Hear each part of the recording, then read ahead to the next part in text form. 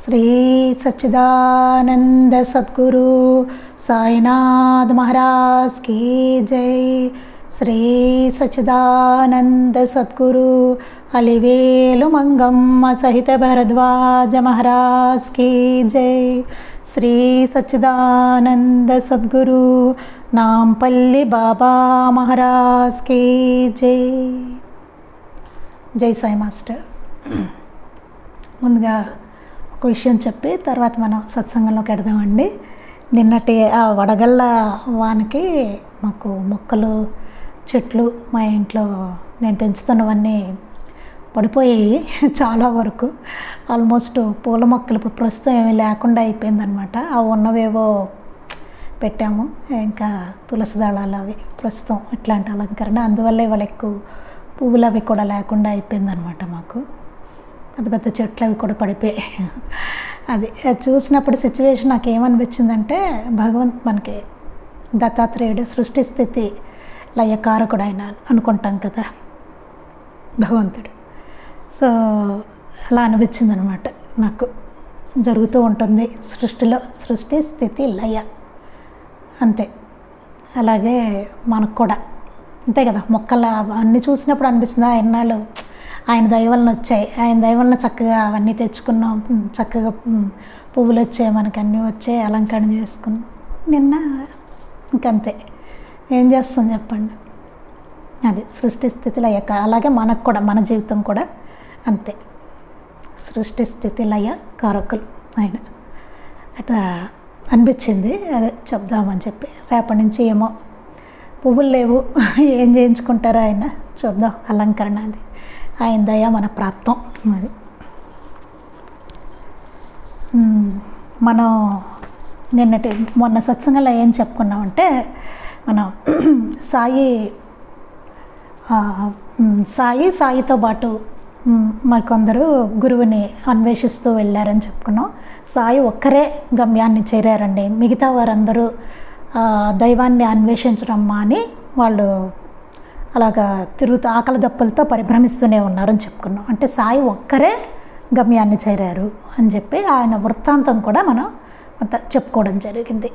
చెప్పుకొని వేరొక సందర్భంలో ఒక భక్తునితో తాము ఆ భక్తుడు మరికొందరు కలిసి ఒకానొక జన్మలో ఒకే గురువుని సేవిస్తూ ఉండేవారు అని, ఆ ప్రీతి చేతనే ఈ జన్మలో వారిని అందరినీ చేరదీశానని చెప్పారు. బాబా మరికొంత అక్కడ ఉన్న వాళ్ళట అందరూ కలిపి ఒక గురువునే సేవించుకుంటూ ఉండేవారు. ఇదని చెప్పుకున్నాం మనం. సేవించుకుంటూ ఉండేవాళ్ళము, ఆ ప్రీతితోటే మళ్ళీ మన అందరినీ ఇక్కడ కలిపాను అని చెప్పారు. అర్థం ఏంటి అంటే, ఒకే గురువుని వీళ్ళందరూ కలిసి సేవించుకున్నారట. బాబా ఒక్కరే కృతార్థులయ్యారు, వారొక్కరే గమ్యం చేరారు కదా. మిగతా వాళ్ళందరూ అట్లా పుడుతూ మళ్ళీ వాళ్ళు వచ్చి బాబాని మళ్ళీ వచ్చి సేవించుకుంటున్నారు బాబాని. ఇప్పుడు ఆయన ఒక్కరే ఆ స్థితికి వచ్చారు, ఆయన ఒక్కరే సద్గురువుగా అయ్యారు. మరి మిగతా అందరూ వాళ్ళు మళ్ళీ బాబాని సేవించుకుంటున్నారు. వీళ్ళందరూ కలిసి ఎన్నో జన్మల క్రితం ఒక గురువు దగ్గర ఉండేవారట బాబా, మిగతా అందరూ. దీన్ని బట్టి ఏమర్థం అవుతుంది, గురువుని ఆశ్రయించేసినంత మాత్రాన మనం ఏమీ కృతార్థులు అయిపోం. అది అక్కడ. ఇంకేం చెప్పారంటే, బాబా మరొక సందర్భంలో వేరొక జన్మలో చెన్నబసప్ప వీరభద్రప్పులు వారి పూర్వజన్మల నుండి సాయికి సుపరిచితులైనట్లు చెప్పారు. అలానే తాము 32 రూపాయలకు కొన్న 2 మేకలు గత జన్మలో తమ తోటివారని చెప్పారు. చూసారండి, ఇక్కడ చెన్నబసప్ప వీరభద్రప్పకి బాబాతో వాళ్ళకి అంతకుముందు పరిచయం ఉంది, వాళ్ళకి పూర్వజన్మ నుండి సాయికి పరిచయం ఉంది. అలానే 32 రూపాయలకి మేకలను కొంటారు కదా, వాటికి కూడా బాబాతో పరిచయం ఉంది. మరి దీనివల్ల మనకు తెలిసేది ఏమిటి, ఒక్కటే, సాయితో పరిచయం ఏర్పడినంత మాత్రాన మనం గమ్యం చేరమని, మన చిత్తశుద్ధి హృదయ నైర్మల్యాన్ని అనుసరించి మనం చెన్నబసప్ప వీరభద్రప్పలలాగా ఆ మేకలలాగా తిరియగ్జన్మలు కానీ జోగ్ వంటి నరజన్మలు కానీ ఎత్తవచ్చని, అలా కాక తీవ్రమైన శ్రద్ధతో ఆత్మశ్రేయస్సు కృషి చేస్తే ఉపాసనీ బాబాలాగా సాయి వల్ల ఉన్నతి పొందవచ్చునని తెలుస్తున్నది. అంటే మనం ఏదో గురువుని ఆశ్రయించినంత మాత్రాన కృతార్థులైపోం. అంటే ఆశ్రయించిన వారితో పరిచయం ఉన్నంత మాత్రాన మనమేమీ కృతార్థులం అయిపోము అని చెప్తున్నారు ఇక్కడ మాస్టర్ గారు. దాని ఉదాహరణ చెన్నబసప్ప, వీరభద్రప్ప చెప్పారు, ఆ మేకలను చెప్పారు. అట్లా కూడా అవ్వచ్చు, అంటే తిర్యక్ జన్మలు కూడా రావచ్చు. పాము, కప్ప, మేక, బల్లి, బొద్దింక ఇట్లాంటి జన్మలు కూడా రావచ్చు మనకి కదా. అదే చెప్తున్నాను, మరి దీన్ని బట్టి అదే తెలుస్తుంది కదా. మనం బాబా భక్తులం కదా అని వచ్చే జన్మలో మళ్ళీ అట్లాగే ఉంటామనడానికి లేదు. ఇప్పుడు ఎలా ఉన్నాం మనం, దాన్ని బట్టే ఉంటుంది. మనం భక్తులని వేసుకుంటున్నాం, ఆయన ఏమనుకోవట్లేదు. మనం భక్తులమని, ఆయన భక్తులమని ఆయన ఏమనుకోవట్లేదు. అది అందుకని లేకపోతే ఉపాసనీ బాబాలాగా కూడా సాయి వలన ఎంతో అది తీవ్రమైన శ్రద్ధతో ఆత్మశ్రేయస్సు కృషి చేస్తే చూడండి, ఉపాసనీ బాబాలాగా సాయి వలన ఉన్నతి పొందవచ్చు అనుకు తెలుస్తుంది. అది కూడా ఉందిట. అందుకని ఎట్టి ఫలితాన్ని పొందుతామన్నది మన చేతిలోనే ఉన్నదన్నమాట. ఫలితం అనేది మన చేతిలోనే ఉంది. ఆయన దగ్గరికి వెళ్ళాం కదా అని మనం ఏదో అయిపోతాం అనడానికి లేదు. మనకంత శ్రద్ధ ఉందా, అంత తీవ్ర యత్నం చేస్తున్నామా, మనం ఆత్మశ్రేయస్సు కృషి చేస్తున్నామా, ఇవన్నీ కూడా ఉన్నాయి. అంటే మనం ఏం చెయ్యక్కర్లేదు అన్నానికి అసలు లేదు. మిగతా అంత మన చేతిలోనే ఉందని చెప్తున్నారు. అది అందుకు నానావల్లితో ఒకసారి అన్నారట సాయి, తాళం వేసి ఉన్నది, దానికి తాళం చెవి నా దగ్గరే ఉన్నది, నేను ఎన్నటికీ నీకు అబద్ధం చెప్పను అని. అలానే చిన్న కృష్ణతో ఒకసారి, నా భాండాగారం తాళం చెవి నీ చేతిలో ఉంచుతున్నాను, ఏమి కావాలో కోరుకో అన్నారు. ప్రతివాడు వలనుగాని గొంతెమ్మ కోరికలతో వచ్చేవాడే కానీ నేను ఇవ్వదలసిన జ్ఞానం రాసులు రాసులుగా నా వద్దనున్నా దాన్ని అడిగేవాడే లేడని వారు 72 గంటల సమాధి అవ్వబోయే ముందు ఆ మహల్సాపతితో అంటారు. నా దగ్గర అందరూ వలదగానమ్మ కోరికలతో, గొంతెమ్మ కోరికలతో వస్తున్నారే తప్ప నా దగ్గర రాసులు రాసులుగా జ్ఞానం ఉంది, అది మాత్రం ఎవరు అడగడం లేదు. అది తీసుకోవడానికి ఎవరు రావట్లేదు, గొంతెమ్మ కోరికలతోనే వస్తున్నారు అని చెప్తున్నారు. అది ఆయన సమాధి అయ్యే ముందు అక్కడ మహల్సాపతితో అన్నారట బాబా. అలా అని ఆయన అడగడంతో చాలదు, ఇక్కడి నుంచి మనం చెప్పుకోవాలండి. అలా అని ఆయనను అడగడంతో చాలదు, అడగడం వాచికము మానసికము అయిన క్రియగా మాత్రమే ఉంటే చాలదు. మానవులు ధనం కావాలని దైవాన్ని ప్రార్థించడమే కాక తమ శాయశక్తులా దానికై ప్రాకులాడడం ద్వారా తమ కోరిక హృదయపూర్వకమైనదని నిరూపించుకుంటున్నారు. సరే, మనకేదో వచ్చింది, డబ్బు కావాలనుకోండి, భగవంతుని ప్రార్థిస్తాం, ప్రార్థించి ఊరుకుంటామా? కూర్చుంటే వచ్చేస్తుందా? శాయశక్తిలో ప్రయత్నిస్తాం కదా. మనమే మానం కదా, మన ప్రయత్నం మనం చేస్తామా లేదా? డబ్బు కావాలి మనకి, ప్రయత్నం చేస్తామా లేదా? భగవంతుని కూడా ప్రార్థిస్తాం. అలానే అది మానేయం, ఇది మానేయం, సాయశక్తిలో ప్రయత్నిస్తాం. మనం పాకులాడతాం. ఏమవుతుంది? మన కోరిక హృదయపూర్వకమైందని నిరూపించుకుంటున్నాం, అంతే కదా. ఇటు ప్రయత్నం చేసేస్తున్నాం, బాబాను ప్రార్థిస్తున్నాం, హృదయపూర్వకం మంది. చూడండి, ఎక్కడ ప్రయత్నం తగ్గదు. అలా అని ప్రార్థన చేయకుండా ఉన్నామా? లేదు, ప్రార్థిస్తూనే ఉంటాం. మనం రెండూ చేస్తాం కదా. అలాగే విద్య యందు ప్రీతి గలవాడు సమర్థుడైన ఉపాధ్యాయుని అడగడమే కాక ఆయన చెప్పిన దానిని శ్రద్ధతో శ్రమించి అధ్యయనం చేస్తేనే అతని జిజ్ఞాస సత్యమైనదన్నమాట అని చెప్తున్నారు. అందుకని ఇక్కడ ఏం చెప్తున్నారంటే మాస్టర్ గారు, విద్య యందు ప్రీతి గలవాడు, నిజంగా విద్య యందు ప్రీతి కనుక ఉంటే సమర్థుడైన ఉపాధ్యాయుని అడగడమే కాక, ఉపాధ్యాయుడి దగ్గరికి వెళ్ళి అడుగుతాడు కదా, తెలియపోతే అడుగుతాడు, తెలుసుకుంటాడు, పాఠం నేర్చుకుంటాడు. ఆయన చెప్పిన దాన్ని శ్రద్ధతో శ్రమించి అధ్యయనం చేస్తేనే, ఆయన చెప్పిన దాన్ని శ్రద్ధగా దానికోసం శ్రమించాలి. అంతేకా ఊరికే కుదరదు కదండి. దాన్ని శ్రమించి అర్థం చేసుకుని అంతా అధ్యయనం చేస్తేనే అతని జిజ్ఞాస సత్యమైనదన్నమాట. అప్పుడే అతని జిజ్ఞాస సత్యం, లేకపోతే కాదు. మనదేం కాదండి, ఏమో మహాత్ములను అడుగుతాం, అప్పుడు చెప్తారు మాస్టర్ గారు. చూడండి, ప్రతి వాళ్ళకి, చిన్నపిల్లలకి అసలు ఏ ప్రశ్న, ఎవరైనా చిన్న నాబోటి వాళ్ళు కూడా పిచ్చి పిచ్చి ప్రశ్నలు అడిగేవాళ్ళు, అవి కూడా అన్నిటికీ చెప్తూ ఉండేవారు మాస్టర్ గారు. కానీ దాని తగ్గ వర్కౌట్ చేసిన వాళ్ళు ఎంతమంది? ఆయన చెప్పిన దాన్ని తీసుకుని కదా. ఇప్పుడు మనం అదే పని చేస్తున్నాం. మనమేమీ తక్కువేం కాదండి, చాలా మనం ఇంకా ఎక్కువగానే ఉన్నాం. అందుకని అందుకని ఏం చెప్తున్నారంటే సమర్థుడైన ఉపాధ్యాయుని అడగడమే కాక ఆయన చెప్పిన దానిని శ్రద్ధతో శ్రమించి అధ్యయనం చేస్తేనే అతని జిజ్ఞాస సత్యమైనదన్నమాట. అప్పుడే అది నిజం, లేకపోతే ఉత్తుత్త అబద్ధమే, అది ఏమీ కాదు, ఆ జిజ్ఞాస ఏం కాదు అది. అలా కాక ఏ ఇంజనీరో డాక్టరో అవ్వాలన్న కోరికను నటించి తగిన తరగతులలో చేరిన వారు చదువులను మరచి విలాసాలలో పోచుకోలు కబుర్లతో గడుపుతారు. ఇంకొక ఉదాహరణ ఏం చెప్తున్నారంటే మాస్టర్ గారు, ఏదో ఇంజనీరో డాక్టరో అవుదామని కోరిక నటించి తగిన తరగతుల్లో ఆ తరగతుల్లో చేరిన వారి చదువులను మరచి ఏం చేయాలి, చదువుకోవాలి. వాడు ఇంజనీరో డాక్టర్ అవుదామని చేరినప్పుడు ఏం చేయాలి, దాన్ని తగ్గ కృషి చేసి చదువుకోవాలి కదా ఇంజనీరు డాక్టర్ అవ్వాలంటే. కానీ విలాసాలలో పడిపోయి ఇష్టం వచ్చినట్టు తిరుగుతూ పోచుకోలు కబుర్లలో గడుపుతారు. ఫ్రెండ్స్తో చాటింగ్లు ఇవి చేసుకుంటూ గడుపుతారు. అందుకే కళాశాలలో వందల మంది ఆ తరగతుల్లో చేరినంత మాత్రాన వారందరూ విద్యార్థులు కారు. చాలా వందల మంది స్టూడెంట్స్ ఉంటారు కళాశాలలో, కానీ వారందరూ విద్యార్థులు కారు అని చెప్తున్నారు. తగిన కృషి చేయడంలో తమ శ్రద్ధాసక్తులు వాస్తవమని నిరూపించగల కొద్ది మందే తమ లక్ష్యాలను సాధించడం చూస్తాము. ఏం చెప్పారు, తగిన కృషి చేయడంలో తమ శ్రద్ధాసక్తులు వాస్తవమని నిరూపించగల కొద్ది మందే తమ లక్ష్యాలను సాధించడం చూస్తాం. నిజంగా డాక్టర్లు ఇంజనీర్లు చక్కగా ఎవరవుతారు, చక్కగా చదువుకుని బాగా చదువుకుని దాని మీద శ్రద్ధ ఉండి జిజ్ఞాస ఉండి బాగా సాధించాలని వాళ్ళ లక్ష్యం ఏమిటో తెలుసుకుని వాళ్ళే సాధిస్తారు. అంతమంది చేరారు కదా కాలేజ్లో, అవునా? ఎంతమంది అవుతారు డాక్టర్లు కదా. అది ఆధ్యాత్మికతలోనూ అంతే, దీనిలో కూడా అంతే, ఎక్కడైనా అంతేనండి. చూసుకుంటే అందరూ అయిపోరు, అదే చెప్తున్నారు.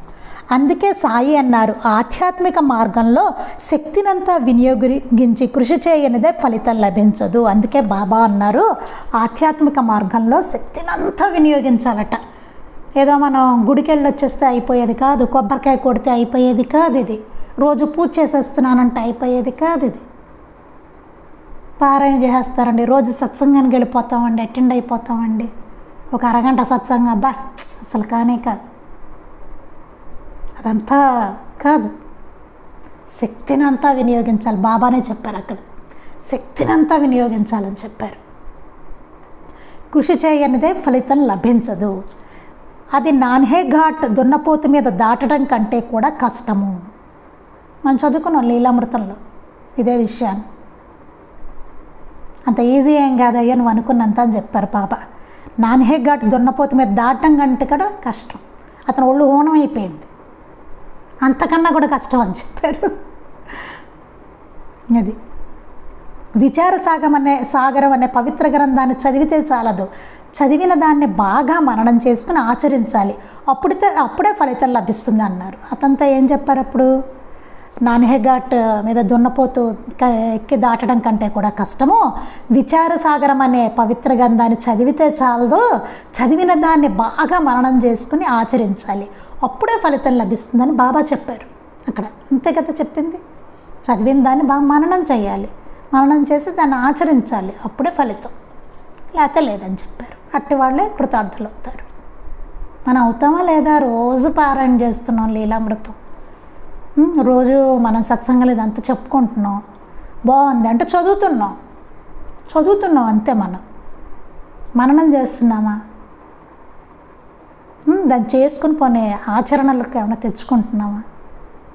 అలా అయితేనే ఫలితం అని చెప్తున్నారు మాస్టర్ గారు ఇక్కడ స్పష్టంగా చెప్పారు, లేకపోతే లేదు. ఎంత అసలు ఆ ఎగ్జాంపుల్స్ చూడండి ఎలా చెప్పారు. ఇంజనీరో డాక్టర్ అవుదామని చేరి ఇట్లా ఎంతమంది అవుతారు అనేసి చెప్పారు కదా. లెక్చరర్లు చెప్తూనే ఉంటారు, కాలేజీ ఉంది, అన్నీ ఉన్నాయి, కానీ ఎంతమంది అవుతున్నారు అక్కడ? ఎవరి శక్తి సామర్థ్యాలు వాళ్ళవి అక్కడ. మళ్ళీ చూడండి, అంటే శక్తిని అంతా ఉపయోగించి చదువుకొని చక్కగా జీవిత లక్ష్యం ఏమిటి, నేను చదువుకోవాలి, నా లక్ష్యం ఏమిటి, చదువు కదా, నేను ఇంజనీర్ డాక్టర్ అవుదామని వచ్చాను కదా, అట్లా ఆలోచించుకొని బాగా చక్కగా దాని మీద శ్రద్ధ పెట్టి ఆసక్తి పెట్టి అంత పెట్టి చదివితే వాడి శక్తి అంతా పెట్టి చేస్తేనే వాడు డాక్టర్ ఇంజనీర్ అవుతాడు. మిగతా వాళ్ళు అవ్వరు కదా. అట్లాగే ఇందులో కూడా అంతే అని చెప్తున్నారు. మళ్ళీ ఇక్కడ ఏం చెప్పారు, ఉత్తిన చదివేస్తే చాలదు, దానిని బాగా మననం చేసుకుని ఆచరించాలి అని చెప్పారు. చూసారా, అప్పుడే ఫలితం, లేకపోతే లేదు అని చెప్పారు. అది ఆ ఎగ్జాంపుల్స్ కూడా ఎంత బాగా మనకి సింపుల్, మనకు తెలిసిన ఎగ్జాంపుల్సే ఎంత సింపుల్గా మాస్టర్గా చెప్పారు చూడండి. మనకు అర్థం అవ్వాలంటే మనకేమనిపిస్తుంది, లేకపోతే ఆధ్యాత్మికత అంటే గుడికి వెళ్తే చాలా అనిపిస్తుంది, లేదా ఏదో ఒక స్తోత్రం తీసుకుని చదివేద్దాం ఇది చాలా అనిపిస్తుంది, లేకపోతే రోజు నేను పూజ చేస్తున్నాను అది చాలా అనిపిస్తుంది. ఇక్కడ మననం చేయమన్నారు, దాన్ని ఆచరించమన్నారు, ఇవన్నీ గుర్తురా, ఇవన్నీ తెలియదు. చూడండి బయట ప్రపంచంలో చూస్తే చాలామందిని మీరు అడగండి, ఆధ్యాత్మికత అంటే ఏదో పూజ చేయడం, గుడికి వెళ్ళడం ఇట్లాగే చెప్తూ ఉంటారు తప్ప అయితే ఇది చెయ్యి అది చెయ్యి ఏవో ఉంటాయి. ఆ ఆచరణ అన్నది ఎక్కడ మనకి ఉండదు. చూసారా, కానీ బాబా అట్లా కాదని చెప్తున్నారు అక్కడ. అదంతా ఆధ్యాత్మిక కాదు, నువ్వు అనుకుంటున్నావేమో కాదు అది. అయితే అంత కష్టపడి మనమే సాధించుకోవలసి వస్తే ఇక సాయితో గురువుతో మనకేమి పని అనిపించవచ్చు. సరే బాగుందండి మనం చేయాలంటున్నారు అనేసి, మరి అంత కష్టపడి అంత మనం సాధించుకోవాల్సి వస్తే మరి మనకి సాయితో ఏం పని, గురువుతో మనకేం పని, అంతే కదా అనిపిస్తుంది. చదవగానే అదే అనిపిస్తుంది, మనమే కష్టపడాలంటున్నారు. మరి నీకు ఒళ్ళు హోనమైనా సరే నాన్ హే గట్ డైట్నే ఏం చేస్తావో తెలియదు, కానీ నువ్వేం చేసినా సరే కష్టపడాలని చెప్తున్నారు. మరి అలాగా మరి మనకి ఇంక గురువుతో పని ఎందుకు, అప్పుడు అట్లా అన్నప్పుడు నేనే కష్టపడతాను కదా ఇంకెందుకు అని అనిపించవచ్చు. అందుకే కులకర్ణితో సాయి గురు కటాక్షము అనుభవ జ్ఞానము లేనిదే ఏమీ ప్రయోజనం లేదన్నారు. మళ్ళీ అక్కడో క్లాస్ పెట్టారు. ఏం చెప్పారు, గురు కటాక్షము అనుభవ జ్ఞానము లేనిదే ఏమీ ప్రయోజనం లేదని కూడా చెప్పారు బాబా. రెండూ చెప్పారు అక్కడ. చూడండి, నువ్వు కష్టపడాలని చెప్పారు అక్కడ, మళ్ళీ ఇంకా ఏం చెప్పారు, దానికి గురు కటాక్షము అనుభవ జ్ఞానం కూడా ఉండాలని చెప్పారు. ఇప్పుడు ఏంటి ఏమనుకోవాలి మనం, దీనిని బట్టి ఆలోచించుకోవాలి. చాలా అసలు ఎంత డెప్త్ అంటేనండి ఇది ప్రబోధామృతం. నేను నిజంగా చెప్తున్నాను, చదువుకోవడమే ఇది మనం, అంతే. మనం ఎవరికి వాళ్ళం దాన్ని అర్థం చేసుకోవడానికి ప్రయత్నం చేయవలసిందే. అందుకని చూడండి రెండూ చెప్పారు బాబా. నువ్వు ఆచరించాలని ఒక పక్కన మననం చేసుకోవాలి, చదువుకోవాలి, దాన్ని మననం చేయాలి, ఆచరించాలని చెప్పారు. మరి మరొక చోట ఏం చెప్పారు, గురు కటాక్షము అనుభవ జ్ఞానం లేనిదే ఏం ప్రయోజనం లేదని కూడా చెప్పారు. రెండూ చెప్పారు అక్కడ. దుఃఖ నివృత్తి కోసం అందరూ వారికి తోచిన రీతిన శక్తినంతా వినియోగించి యత్నించేవారే కదా. ధనం వలన దుఃఖనాశనం తృప్తి కలుగుతాయని కొందరు, అధర్మం అవినీతుల ద్వారా కలుగుతాయని కొందరు ప్రాకులాడేవారే. ఇంకా ఏం చెప్తున్నారు ఇక్కడ, దుఃఖ నివృత్తి కోసం అందరూ వారికి తోచిన రీతిన శక్తినంతా వినియోగించి యత్నించేవారే కదా. ఇదంతా ఎందుకండి, దుఃఖ నివృత్తి కోసమే. ఏమవుతుంది, శక్తిని అంతా వినియోగించి యత్నించాలి, అదే కదా అంటున్నారు. ఎస్, ధనం వలన దుఃఖనాశం తృప్తి కలుగుతాయని కొందరు, అంతే కదా. మనకేమనిపిస్తుంది, కొందరంటే మనమే నిజానికి. ధనం వలన దుఃఖనాశం అంటే డబ్బు ఉంటే చాలు ఏదైనా చేయొచ్చు, డబ్బు ఉంటే చాలు అనిపిస్తుంది. దానివల్ల ఏంటి, దుఃఖనాశనం అయిపోతుంది అంటే నాకు ఇక కష్టమే ఉండదు డబ్బు ఉంటే అని అనిపిస్తుంది కదా. అందరికీ అనిపిస్తుంది, మన అందరికీ, నాకు మీకు, అంటే ప్రస్తుతం ప్రపంచాన్ని చూస్తే మనకు అట్లా అనిపిస్తుంది అంటున్నాను నేను. అది మన అభిప్రాయం, అది కరెక్ట్ కాదు. అది ధనం వలన దుఃఖనాశం తృప్తి కలుగుతాయని కొందరు, మా తృప్తిగా హాయిగా ఉండొచ్చు, తృప్తిగా ఉండొచ్చు అనిపిస్తుంది ధనం వల్ల కదా. అధర్మం అవినీతుల ద్వారా కలుగుతాయని కొందరు ప్రాకులాడేవారే. కొందరు ఏమనిపిస్తుంది, అధర్మం అవినీతుల ద్వారా కలుగుతాయి, అట్లా అయితే ఏంటి, ధర్మంగా ఉంటే ఎట్లా బతుకుతాం, అసలు బతకలేం. అధర్మంగా ఉన్నా పర్వాలేదు, అవినీతి చేసిన మరి ఇప్పుడు లంచాలు తీసుకోవడం ఇవన్నీ ఏంటండి, ఎందుకని మరి సుఖంగా ఉంటాం అనిపిస్తుంది దానివలన, అవినీతి వలన కదా. ఎంత అవినీతి ఉందండి, ఎందుకు చేస్తున్నారు వాళ్ళందరూ,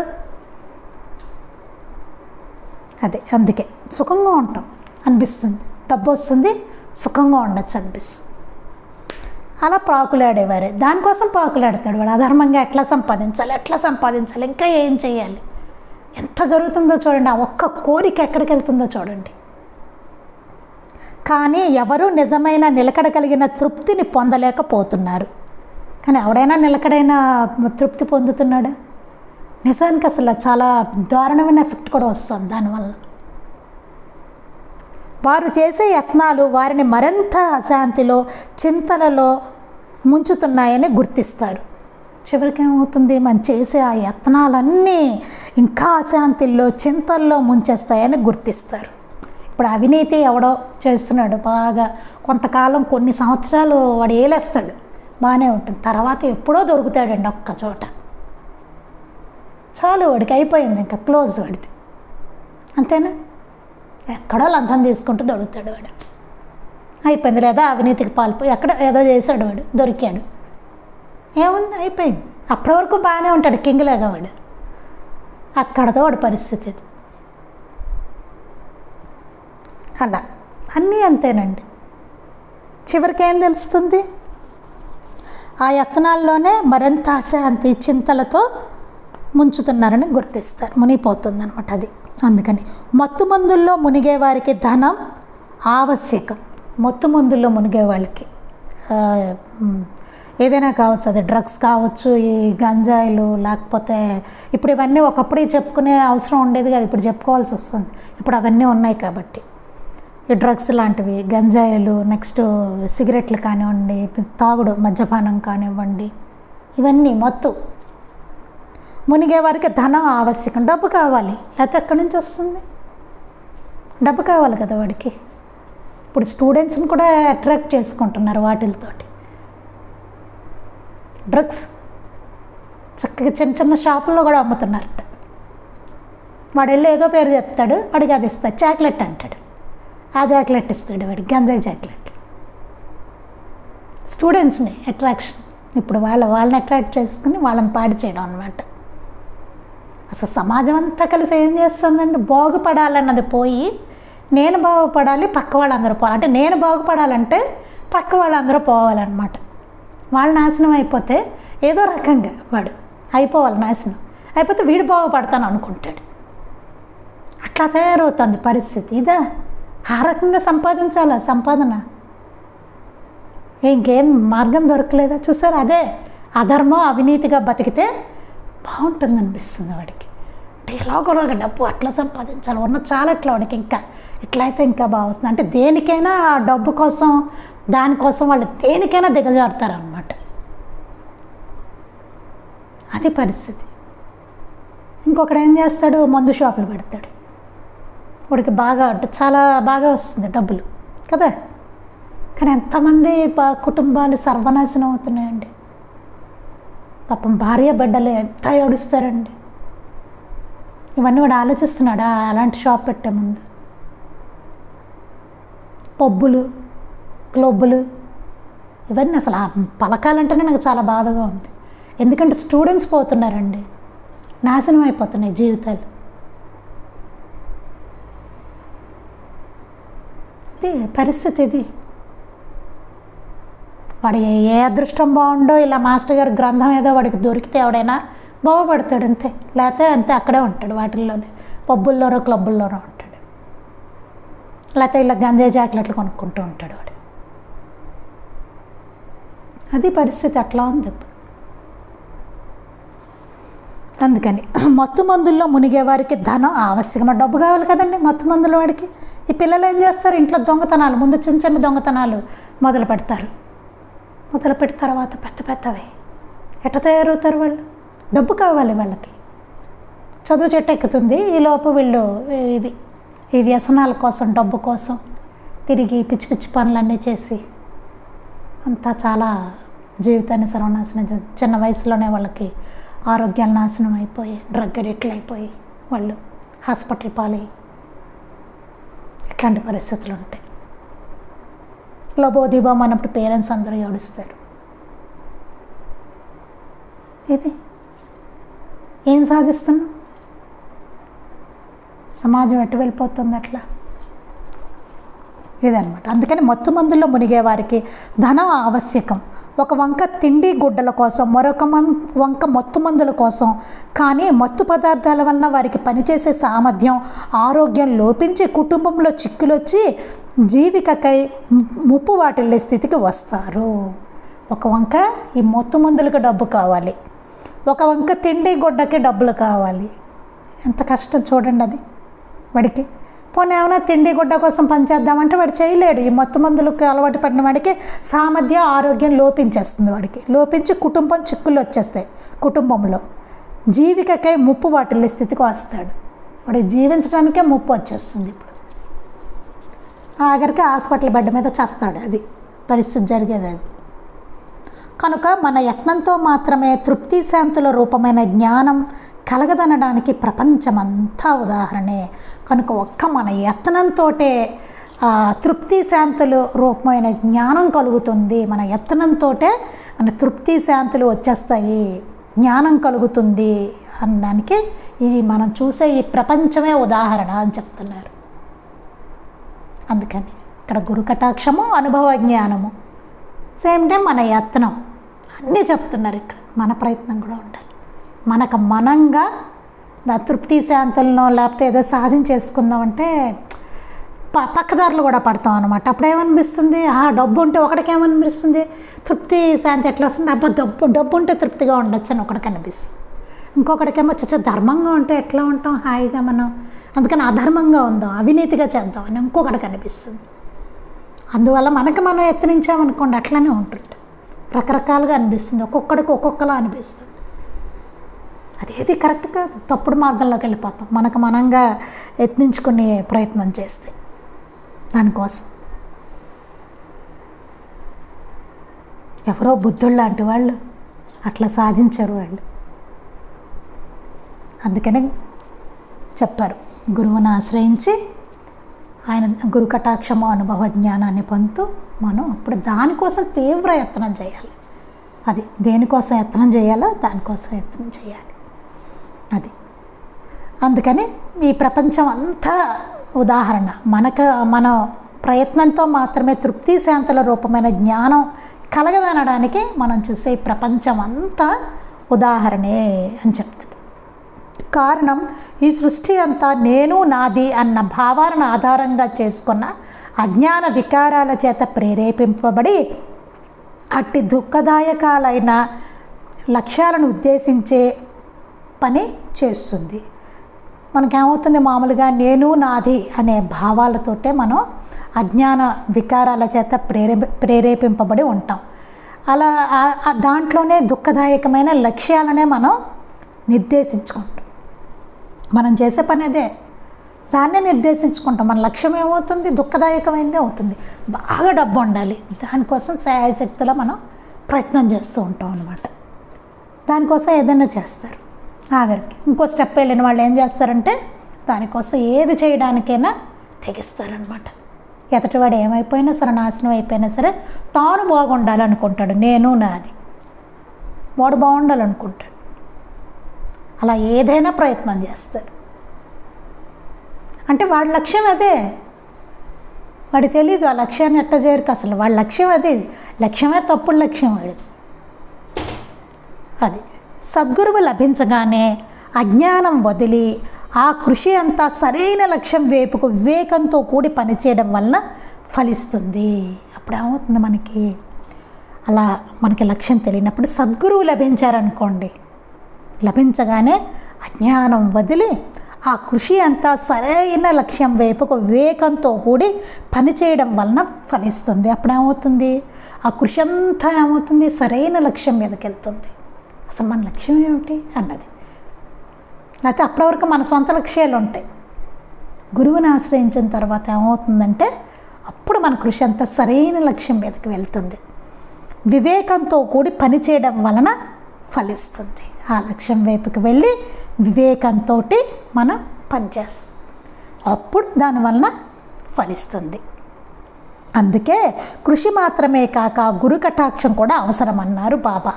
అందుకని కృషి మాత్రమే కాదు, గురు కటాక్షం కూడా ఉండాలి అని చెప్పారు.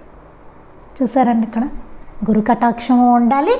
మనం అప్పుడు ఏం చేయాలి? సరైన లక్ష్యాన్ని ఏర్పరచుకున్నప్పుడు ఆ గురు కటాక్షంతో అప్పుడు అటువైపుకి వెళ్తూ వివేకంతో కూడి పని చేస్తే అప్పుడు ఫలితం వస్తుంది అని చెప్పారు బాబా. అంటే గురువు లేనిదే కుదరదు. మన స్వతంత్రించి చేసేద్దామంటే కుదరదు. ఇంకా అలాగే తప్పుడు పనులన్నీ బయట సమాజంలో జరుగుతుందంటే ఏంటి? ఎవడికి వాడు ఎట్లా సుఖం ఎలా వస్తుందని చూస్తున్నాడు. వాడు చూసి వాడు ఇష్టం వచ్చిన లక్ష్యం పెట్టుకుంటున్నాడు అంతే. వాడు ఇష్టం వచ్చినట్టు పెడుతున్నాడు అంతే. అది జాగ్రత్తగా ఆలోచించుకోవాలి.